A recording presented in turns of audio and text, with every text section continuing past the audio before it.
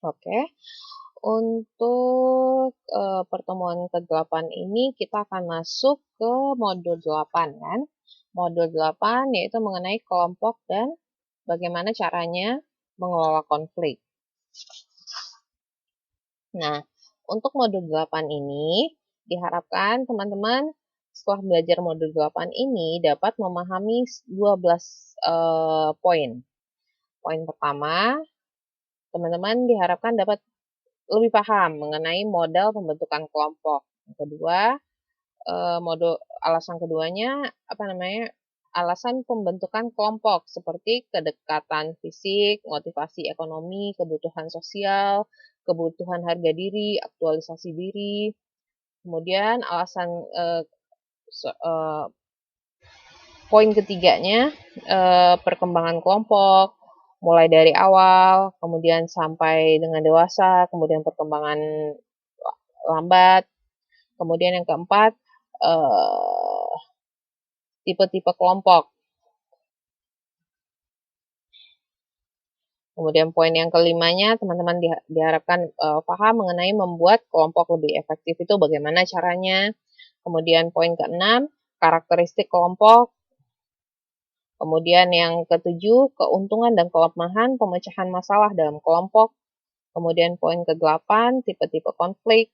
9, penyebab konflik. 10, manajemen konflik. 11, strategi mengelola konflik.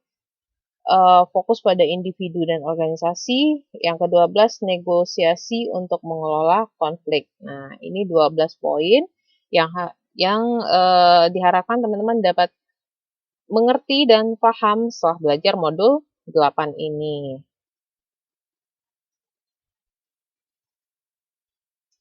Nah, menurut teman-teman, definisi kelompok itu apa dulu? Saya tanya dulu, definisi kelompok itu apa?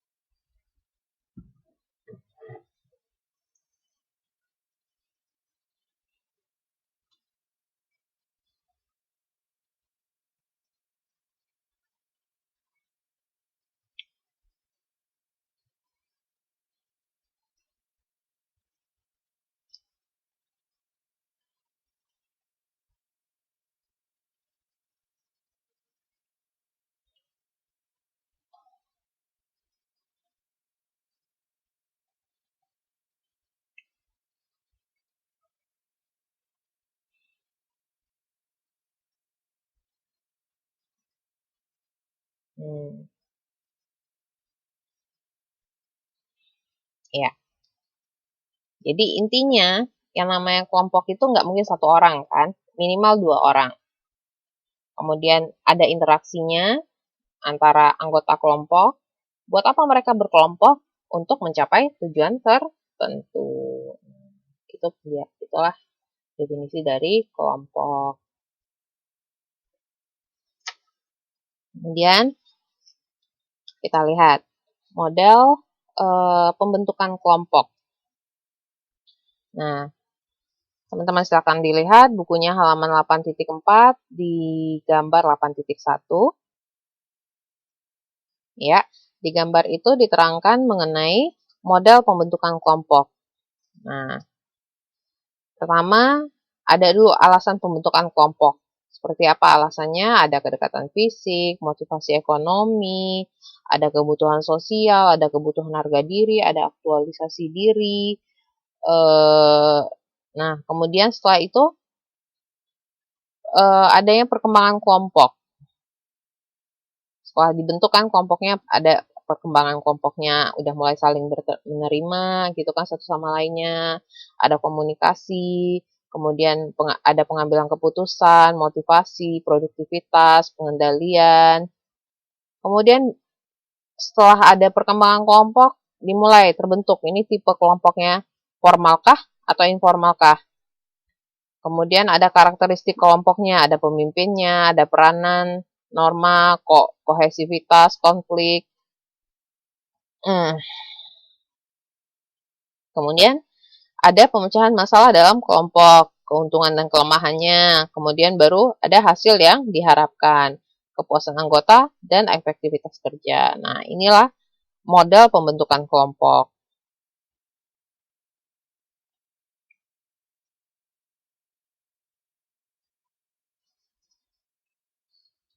Kita masuk dulu yang pertama, alasan terbentuknya kelompok tuh tadi kan ada fisik. Fisik itu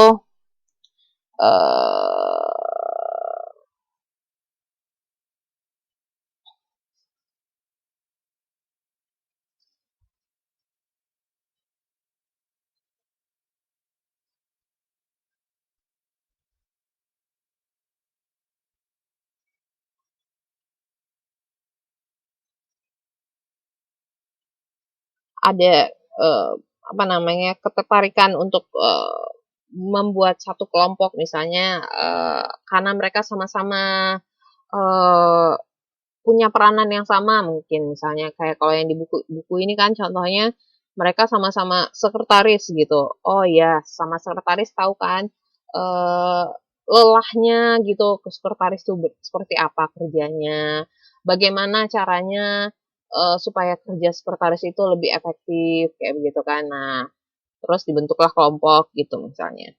Kemudian ada alasan ekonominya. Nah, mungkin dengan adanya dibentuknya kelompok ini,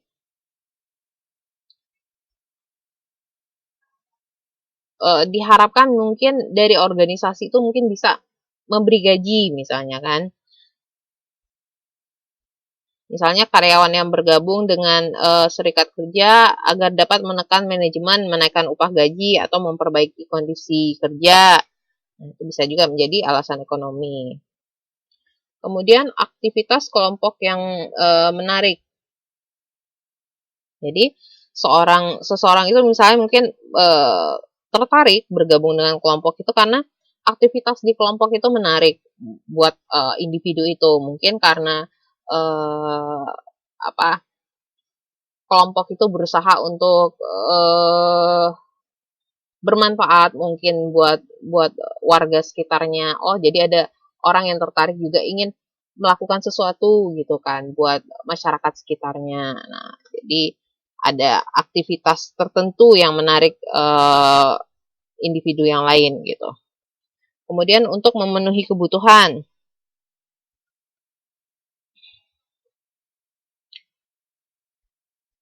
ya namanya kebutuhan itu kan bisa beragam. Mungkin seseorang seseorang itu gabung dengan kelompok itu karena ada kebutuhan ekonomi, mungkin juga kebutuhan keamanan, sosial, pengakuan diri, aktualisasi diri ya tergantung dari orangnya. Mereka bergabung dengan kelompok itu buat apa?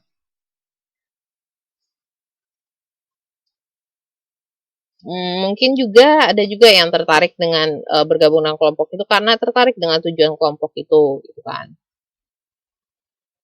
Mungkin uh, dia mempunyai tujuan yang sama gitu dengan kelompok itu, jadi dia ikut bergabung dengan kelompok itu. Kemudian ada juga karena manfaat instrumentalnya.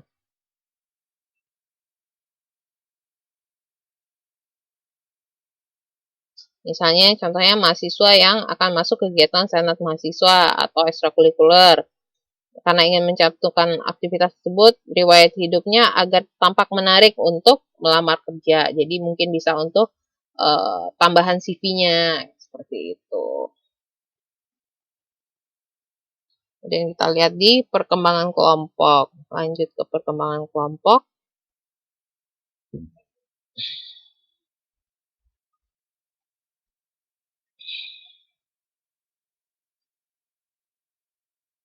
Nah, itu teman-teman buka di buku halaman 8.7 di gambar 8.2. Bagaimana perkembangan kelompok itu seperti apa? Nah, tahap awal itu ada saling penerimaan, kemudian tahap kedua itu ada pengambilan keputusan, tahap kedua itu perkembangan lambat ke tahap berikutnya itu pengendalian gitu kan. Oh, perkembangannya cepat, lambat, lambat. Oh, begitu. Ya, ya, ya, ya. Nah, setiap tahap itu dia punya hubungan gimana ya? Dia berinteraksi antara anggotanya itu, kemudian fungsi tugasnya itu berbeda. Jadi dia berubah gitu dari waktu ke waktu, dari tahap ke tahap itu. Misalnya kalau dilihat dari yang tahap saling menerima gitu kan, hubungan antar kelompoknya itu dia belum saling mempercayai. Jadi itu masih proses untuk saling menerima mereka. Fungsi tugasnya pun juga masih tujuan dan mencari tujuan dan misi. Beda dari yang dengan yang tahap pengendalian, tahap terakhir gitu kan, lihat. Nah, di situ sudah jauh lebih matang bentuk kelompoknya karena hubungan antar kelompoknya itu komunikasi sudah baik gitu kan. Sudah ada sanksi yang dikomunikasikan, sistem status itu dipahami gitu kan, udah ada komunitasnya itu sudah solid, kemudian fungsi tugasnya sudah sangat amat jelas, kemampuan digunakan sepenuhnya untuk pemecahan masalah. Nah, ini sudah jelas di sini. Nah, kalau menurut teman-teman yang paling mapan di sini tingkat tahap mana? Bentuk kelompok tahap mana? Perkembangan kelompok tahap mana? Yang tingkat kemapanannya paling mapan, paling tinggi.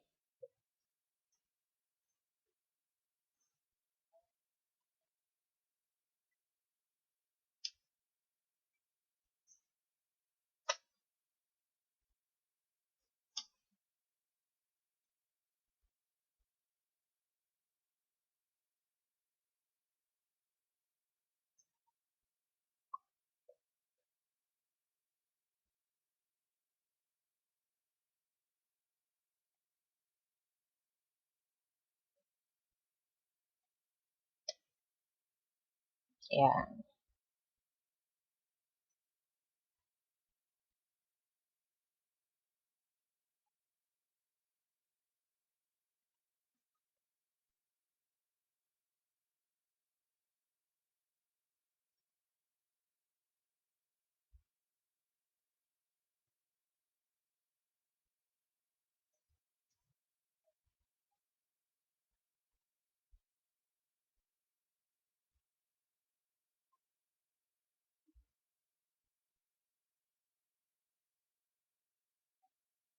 ya benar.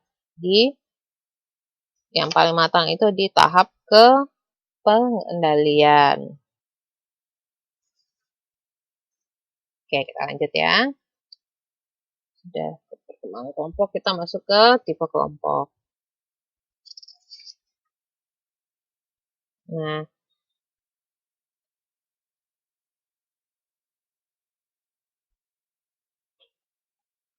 untuk tipe kelompok dalam organisasi atau kelompok dalam kelompok itu dikategorikan menjadi dua kelompok. Ada yang organisasi formal dan ada yang organisasi informal. Nah, kita lihat dulu yang kelompok formal atau organisasi formal. Itu ada pemerintah, contohnya seperti pemerintah, komite, gugus tugas, tim project. Nah, yang formal itu juga kelompok formal itu juga ada yang permanen dan ada juga yang temporary atau yang sementara. Yang permanen itu contohnya yang pemerintah komite, yang temporary atau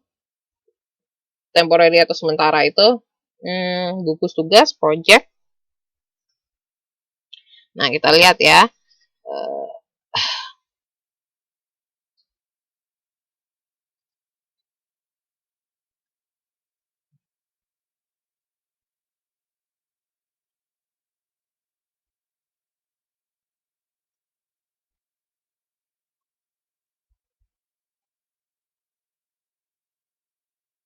Nah, kalau yang komite itu merupakan kelompok yang bertujuan mengurusi masalah dan pengambilan keputusan yang muncul berulang-ulang. Nah, komite perencanaan misalnya kan itu merupakan salah satu contoh komite. Karena perencanaan itu selalu muncul setiap tahunnya atau dalam jangka waktu tertentu itu pasti ada gitu kan. Kemudian bentuk yang lain dari tipe kelompok yang lain dari organisasi formal yang apa namanya, yang sementara itu adalah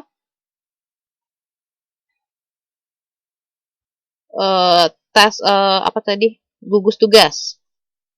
Nah, kelompok yang gugus tugas ini ditujukan tujuannya itu untuk memecahkan masalah tertentu yang tidak muncul secara teratur. Jadi kalau yang komite itu untuk mengurusi masalah yang muncul berulang-ulang, kalau misalnya yang gugus tugas ini untuk yang masalah yang untuk mengurusi masalah yang munculnya tidak teratur. Nah, contohnya itu ya ada gugus tugas, tim kerja, nah itu sama tuh. Biasanya dia untuk mengerjakan yang kerjaan yang apa namanya, yang tidak teratur kayak gitu kan ininya. Formal formal project. Nah, itu yang di halaman 8.9 di gambar 8 di tabel 8.1 itu teman-teman bisa ngeliat tuh bedanya antara komite dan gugus tugas. Baik dari jangka waktunya sudah beda itu. Kalau komite karena dia terus berulang-ulangan kan bisa dipakai terus secara terus-menerus. Nah, berarti jangka waktunya cukup panjang. Nah, kalau gugus tugas ya tergantung dari masalah itu, ya udah kalau masalahnya udah selesai ya udah selesai gugus tugasnya. Kemudian basis keanggotaannya peran dan posisi organisasi didasarkan pada peran dan posisi hierarkis. Nah, kalau misalnya gugus tugas, keahlian dan kemampuan.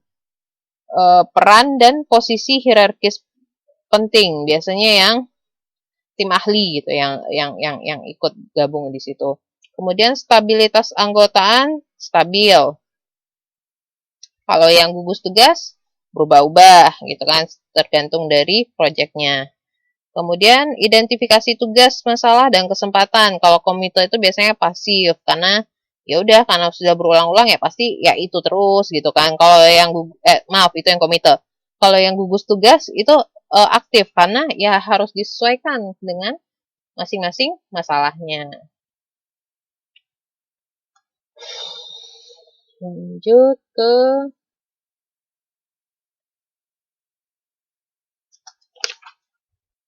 membuat kelompok formal lebih efektif. Apa-apa saja yang harus dilakukan? Ada 7 hal yang bisa dilakukan untuk membuat kelompok formal itu lebih efektif. Yang pertama, tujuan komitenya ya harus jelas dulu. Kemudian, wewenangnya juga harus jelas. Jumlah komite yang optimal gitu kan. Kemudian, ketua komite dipilih berdasarkan kemampuan kepemimpinannya. Kemudian yang kelima, mengangkat sekretaris permanen. Yang keenam, ada agenda dan materi pendukung untuk rapat harus dibagikan sebelum rapat dimulai. Kemudian yang ketujuh, pertemuan harus dimulai dan diakhiri tepat waktu. Nah, ini. Kemudian kita masuk ke kelompok informal. Kita udah selesai kan kelompok formal, nah kemudian kita masuk ke yang kelompok informal. Nah, kelompok informal ini terbentuk karena ada orang-orang yang bertemu dan berinteraksi secara teratur. Kemudian, kelompok informal itu biasanya mencakup kelompok kepentingan dan kelompok persahabatan. Fungsinya biasanya kelompok formal ini untuk memperkuat norma, nilai yang sama, memberi kepuasan sosial, nah seperti itu. Kemudian, membantu anggotanya berkomunikasi dan membantu memecahkan masalah. Nah, itu fungsi dari kelompok informal. Nah, untuk lebih jelasnya, dapat untuk membedakan kelompok informal dan formal itu bisa teman-teman lihat di buku halaman 8.12, tabel 8.2.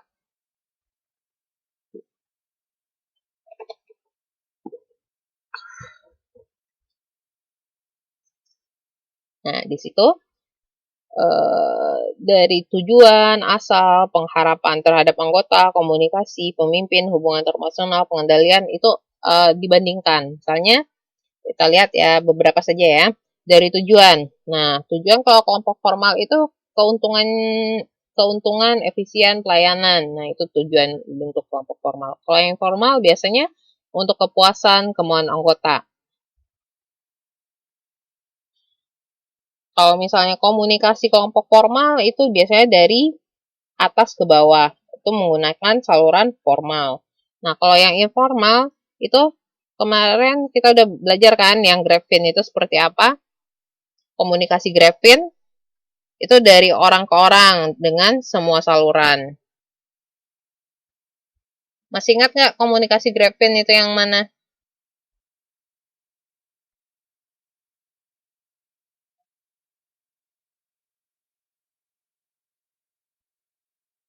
Iya, benar, anggur. Bahasa Indonesianya komunikasi anggur.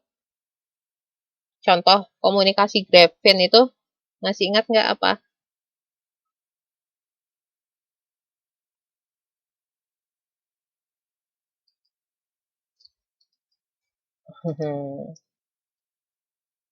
Ya, salah satunya adalah gosip.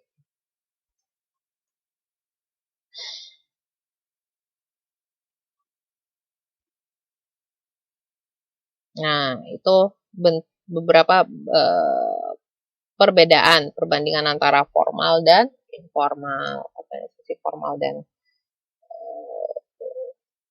yang informal. Itu silahkan teman-teman lihat lagi ya di buku halaman 8.12 di tabel 8.2.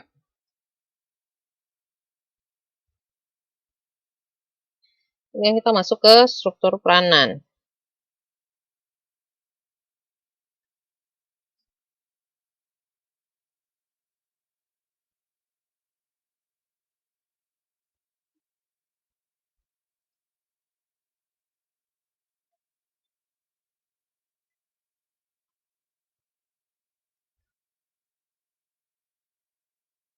Ada dua jenis peranan dalam struktur itu. Pertama, peranan tugas dan yang kedua, peranan sosial emosional. Silahkan dilihat di buku halaman 8.13, gambar 8.3, itu struktur peranan itu seperti apa. Ada peranan yang diharapkan, kemudian ada peranan yang dikirimkan, kemudian ada peranan yang dipahami, dan ada peranan yang dijalankan. Nah, itu perkembangan dari peranannya.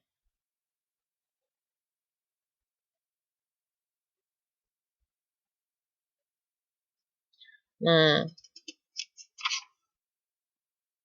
kemudian dari peranan itu ternyata ada gangguannya dalam proses peranan tadi kan. Itu ada gangguan. Gangguannya seperti apa? Ada yang ketidakjelasan peranan, ketidakjelasan akan perannya. Kemudian konflik peranan. Oh, dia kepengen berperan hal yang sama. Kemudian konflik dari pengirim peranan yang berlebihan. Nah,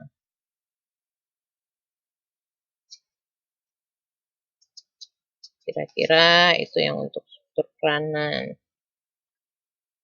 Kemudian kita masuk ke norma kelompok. Norma kelompok ini merupakan perilaku standar yang diterima kelompok untuk anggotanya.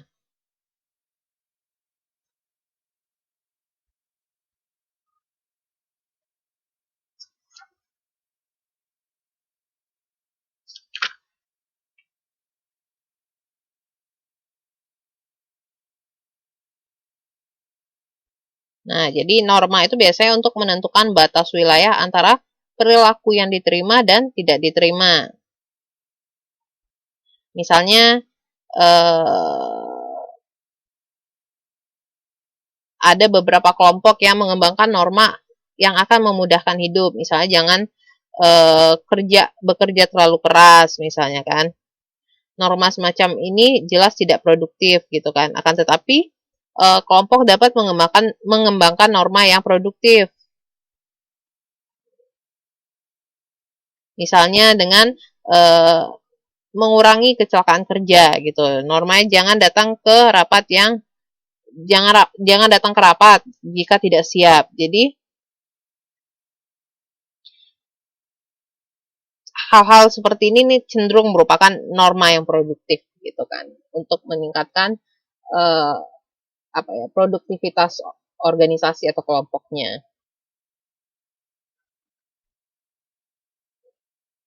Kemudian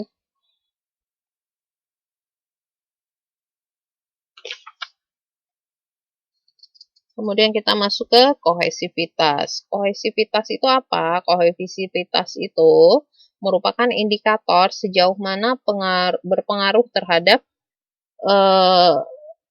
berpengaruh terhadap individu.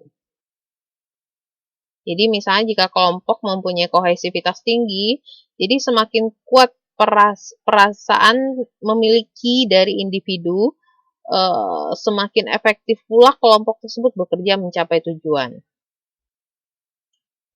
Nah, seperti itu. Nah, kita lihat faktor-faktor yang bisa meningkatkan dan mengurangi kohesivitas dalam sebuah organisasi. Yang meningkatkan tuh ya ada kompetisi antar kelompok, daya tarik personal, evaluasi yang baik, kesepakatan terhadap tujuan, ada interaksi, ada ketergantungan antar anggota, status kelompok yang tinggi, tekanan pihak manajemen.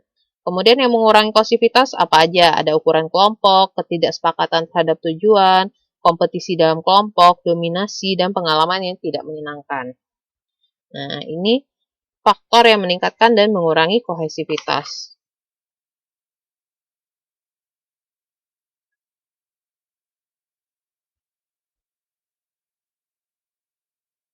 Nah, kemudian kita lihat, apa hubungannya kohesivitas dan prestasi?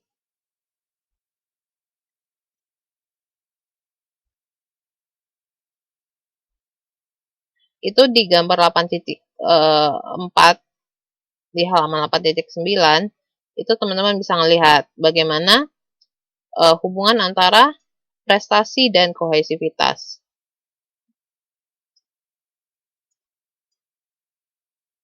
Dengan prestasi yang tinggi, norma prestasi yang tinggi dan kohesivitas yang tinggi akan menghasilkan prestasi yang tinggi. Nah, dengan norma prestasi yang rendah dan kohesivitas yang rendah, tentu prestasinya juga rendah.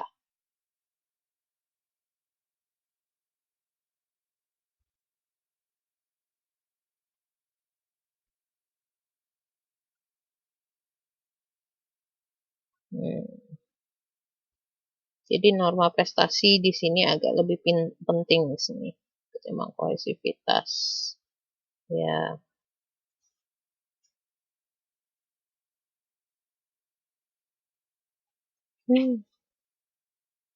Ya. Itu bisa teman-teman lihat kan bagaimana terlihat kan kalau misalnya norma prestasinya tinggi ya bakal dan kohesivitasnya tinggi maka prestasi dalam si individu atau kelompok itu juga akan tinggi. Astagfirullah. Kemudian kita masuk ke pemecahan masalah dalam kelompok.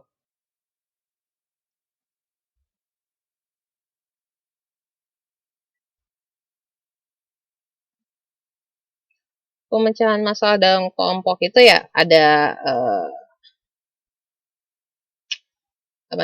keuntungan dan juga ada kelemahannya. Nah, ada beberapa keuntungan pengambilan keputusan kelompok. Yang pertama itu kelompok dapat sebentar. Ini pemecahan masalah.